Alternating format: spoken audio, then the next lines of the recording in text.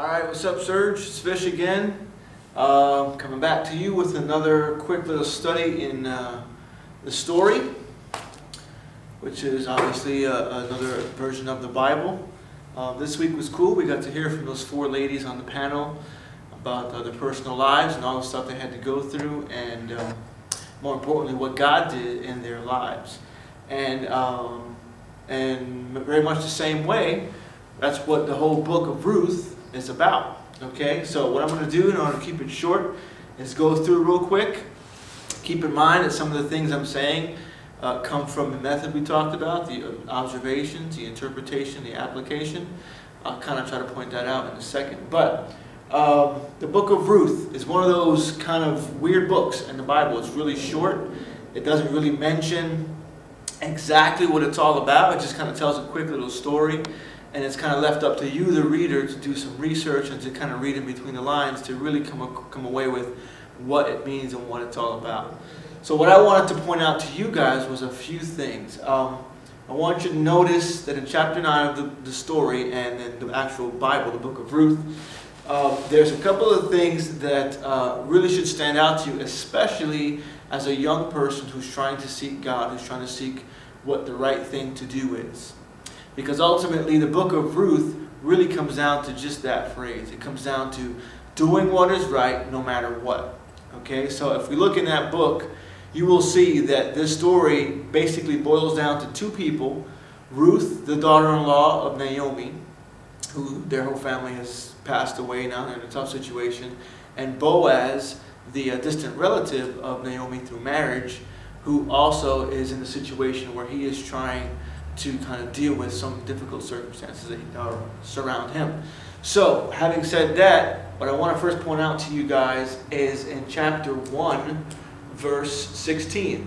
This is after Naomi has tried to convince Ruth, like she already has her other daughter-in-law, to leave her because she has nothing to offer her and to go back to her family.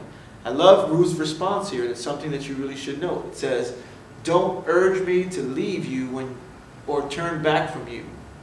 Where you will go, I will go, and where you will stay, I will stay. Your people will be my people, and your God will be my God." That's verse 1, verse 16. She basically says in a really eloquent way, don't tell me to do what is not right. Okay, you're my family. Now that my husband and your husband have died, don't ask me to be selfish and to not think about you at this point. That's a really amazing and awesome statement that she makes. And as you continue to observe different things through this book, you'll see that she is not the only character who thinks that way. Also, Boaz thinks that way as well. Because as the story unfolds, once Naomi accepts that Ruth is going to be with her, and they go back to where Naomi's from, which is Bethlehem in Israel, Boaz steps on the scene, and he starts to do things and say things that are very much in line with what Ruth is saying. And again, all Ruth is saying, listen, I'm going to do what's right, regardless of the circumstances around me, regardless of the fact that we have nothing, that things haven't gone our way, I'm going to do what's right, okay? In the same way, Boaz is thinking the same type of thoughts and acting in the same kind of ways. In verse, 8. Verse 8, starting in verse 8 in chapter 2. Boaz finds out that Ruth, who's now the stranger in this foreign land, has been coming to his field to collect all the leftovers that all the harvesters left behind. Which, if you do your research, you know that that's normal. That's the custom. Back in the day, they would do that. So what he says to her is this. He says in verse 8, don't go and glean, gleaning meaning picking up the scraps. Don't go and glean in another field, and don't go away from here. Stay here with my servant girls. Watch the field where the men are harvesting and follow along after the girls. Here's another cool thing he says. I have told the men not to touch you, and whenever you are thirsty, go and get a drink from the water jars that the men have filled. Again, simple guy. He isn't really well known. He's not somebody of, great renown or anything. But he sees a situation, sees a lady who needs help, and instead of just thinking of himself and maybe she's taking too much or whatever, he does the opposite. He does what is right. In a difficult situation, he says, listen, I want to make sure you're safe, I want to make sure that you're taken care of, go ahead and do this and that and the other. Again, two people who don't know each other, who are in difficult circumstances, who are now deciding, I'm going to do what's right no matter what. Okay? Two very important things to observe there. Okay?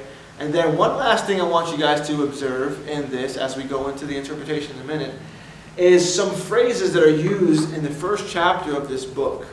You'll notice when times are hard, okay, we just talked about when times are hard, doing what's right. When times are hard, look at Naomi's words. Okay, this is the lady who's Ruth's mother-in-law. Look at her words. She says in verse 13 in chapter 1, "It is more bitter for me," as she's talking to her daughter-in-laws, "because the Lord's hand has gone out against me." Okay? She kind of sounds like you and me, at least like me, when things are going wrong. I feel like, man, God, what are you doing? Why are you doing this to me? And you start to attribute blame to God for your hard circumstances. Again, if you do some research on your own, you'll know that she put herself in that situation because the Israelites were never really supposed to move, okay, to that land to begin with. And then in verse 20 in chapter 1, she says this. She says, "Don't call me Naomi, call me Mara, because the Almighty," again, talking about God, she says, "the Almighty has made my life very bitter." She goes on to say, "The Lord has afflicted me, and the Almighty has brought misfortune upon me." Again, sort of transferring the blame onto God in this, okay?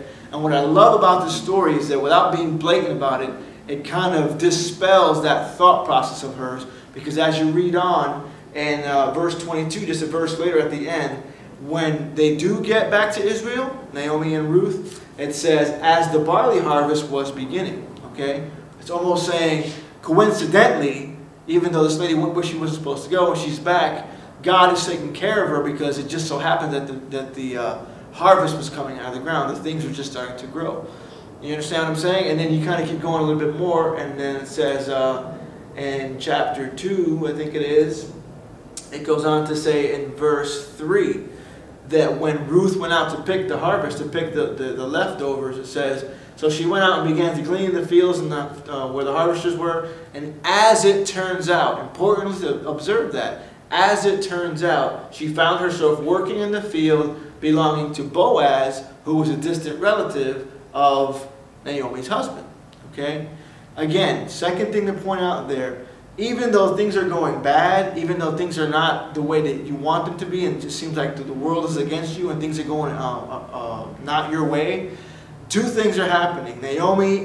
Ruth and Boaz are doing what is right, regardless of the circumstance.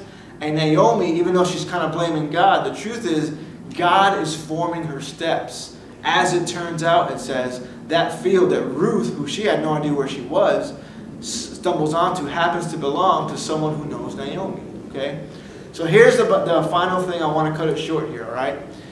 The passage here means this. The whole book of Ruth means this. No matter what the situation, no matter what's going on, we are called to do what is right.